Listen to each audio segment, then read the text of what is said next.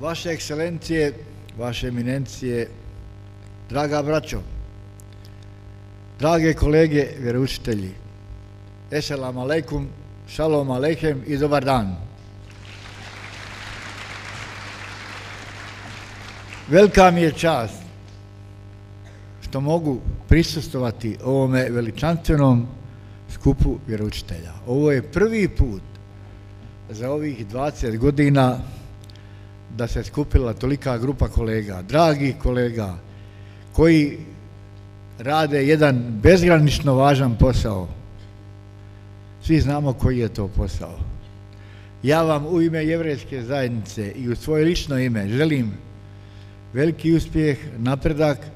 Želim da ovo bude početak jednoga jako potrebnog, veličanstvenog rada kojega ste do sada obavljali, a velika mi je želja i to da se što bolje upoznamo zato što služimo jednom Bogu.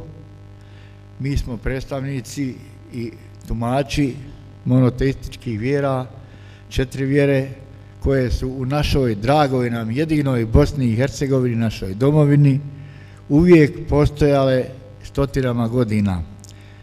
I zato želim da vi dođete nama i mi dođemo vama, da jedni drugima pomognemo i da pomognemo u tome i da znamo da nam je opstojat, kao što sam rekao, u jedinoj našoj domovini Bosni i Hercegovini. Još jednom vam želim